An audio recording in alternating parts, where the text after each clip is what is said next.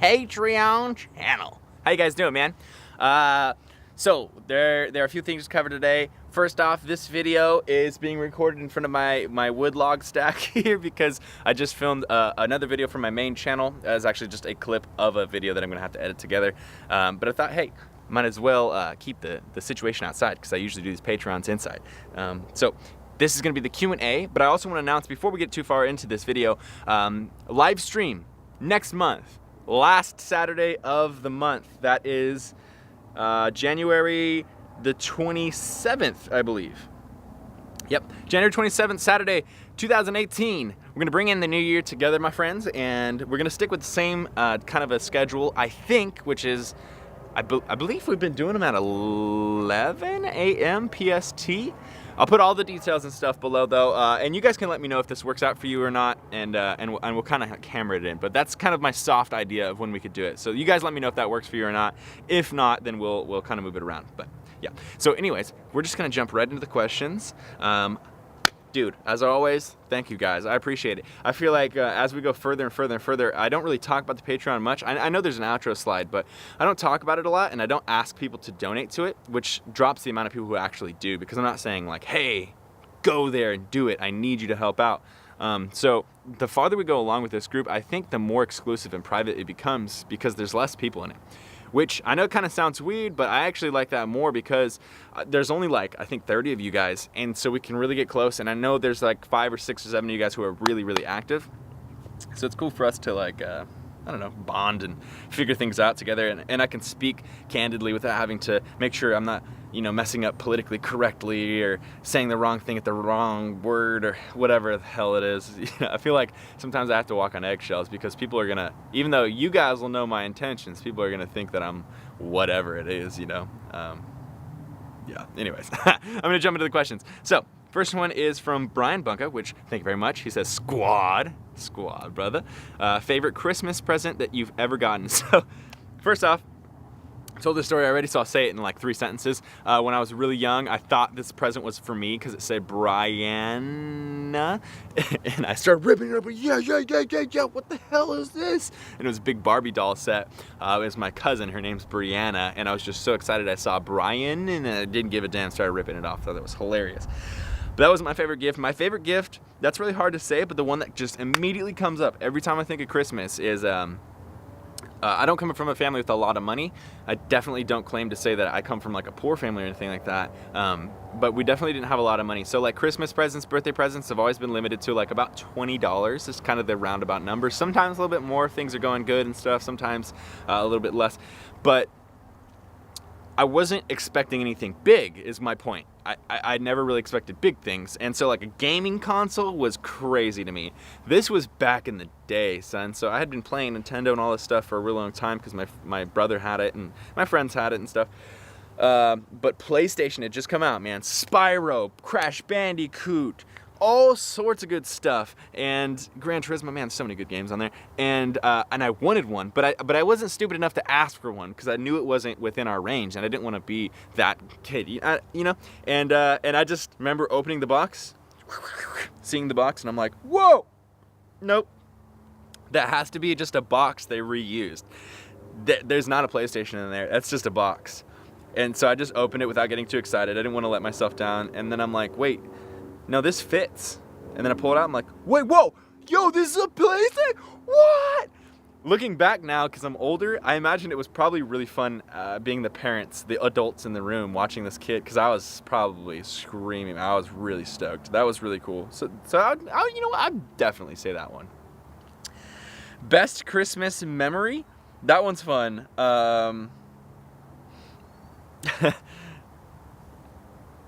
It's hard to say because there's so many like different stories and stuff.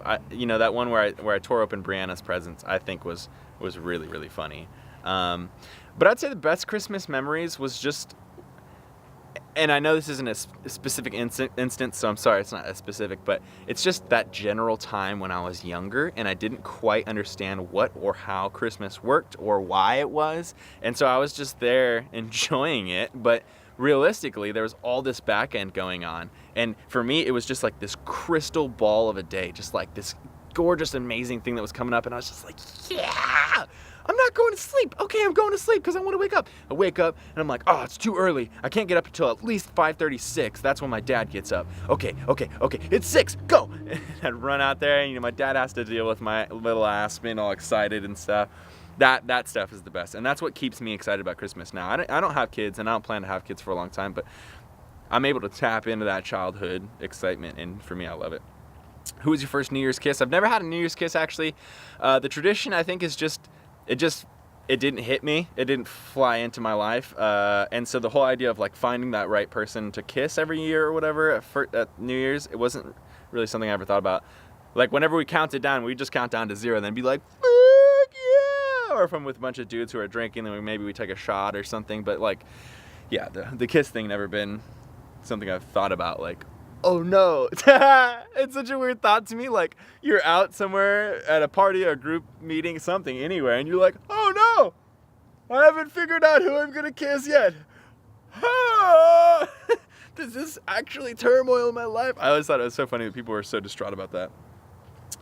Any extreme activities you want to try? Dude, thank you for asking awesome questions this time, man. This is actually really exciting for me. I should just put this on my main channel. Not really, but that'd be cool because these are good freaking questions. I should do a Q&A soon. That's what I need to do. I'm trying to come up with video ideas. Sorry, side tangent. Really, really, really, really badly want to go paragliding. Yeah, the one where you run off a cliff with the big straight wings that are like, they're rigid. Not a parachute. So you're like gliding all over the place. It's so cool, man. And then going along with that, there's a version of it where you have like a parachute, but it's called paramotoring. And you have a motor strapped to your back, basically like it's just like a big ass fan. And it blows you, and because you have that parachute above you, that catches the wind and you literally can fly.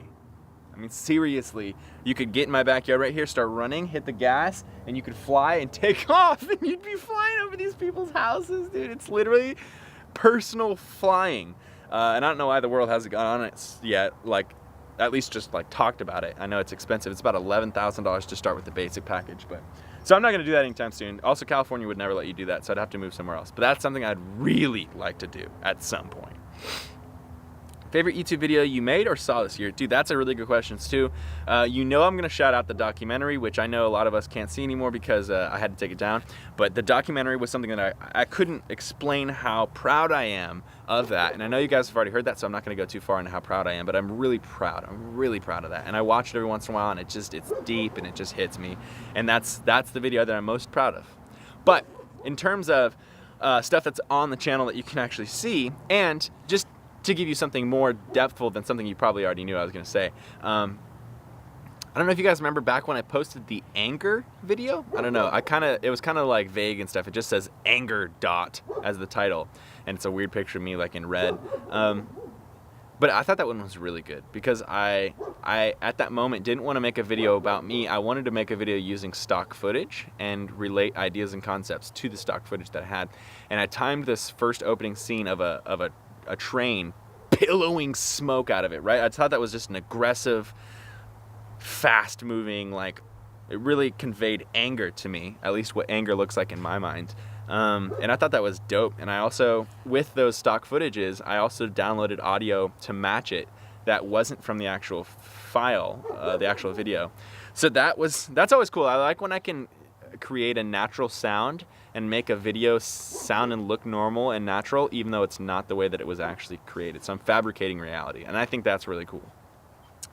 I was just really proud about that because I put it out in a night, but I spent like 6 hours on it, and I thought it just came out really good. Sometimes at the end of those talking videos where you like talk and you're not on camera, you realize that it's a little cheesy, and then if it's cringy, that's the really hard part, because now I spend all my time making a video. I either post it and people are going to be like, that's cringy, or I don't post it and I miss my scheduled post. You know, people are going to be like, where's the post today? So that's what sucks. That's the kind of risk you go on when you do something that's different than your regular videos, because you're not sure if it's going to hit well. So last question. Favorite meal you made this year? Favorite part of bulking and cutting? Favorite meal this year? That's a really good one. It's a toss-up, man, because I've been really loving this green bean casserole, man. I don't know, I've been really liking it. I've also learned how to make chili this year, and chili has been so good, because whenever I feel like being lazy, instead of actually being lazy and eating something out of like the freezer or something like that. I'm so sorry. I don't mean to yawn on you. I'll have the chili, which takes a little bit of effort, but then at the end of it, I'm like, I made every piece of this. This is all just ingredients mixed into one. Yeah, I'd say those two are for the foods. You know what? Actually, the fettuccine Alfredo that we learned how to make from Hot for Food. So those are the top 3. Man, good question. Maybe I should do top 3 meals from 2017. Oh, snap. That's a really good idea, man. All right.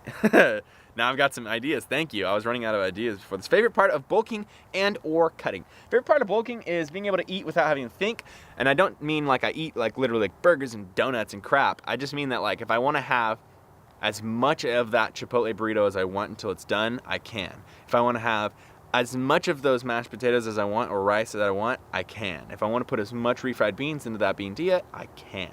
It's more so about eating based off of the way you feel, off of hunger and fullness, based off of what we've done in the past, than actually having to think about anything. But cutting is a lot more specific. Dieting is important to be specific with, because if you're kind of floofing around, you're going to sacrifice some muscle, you're going to gain some extra fat. It's going to be less optimal, whereas bulking can kind of be more or less optimal, but dieting for me, I don't think is good to be not optimal on, because you can lose muscle pretty quick.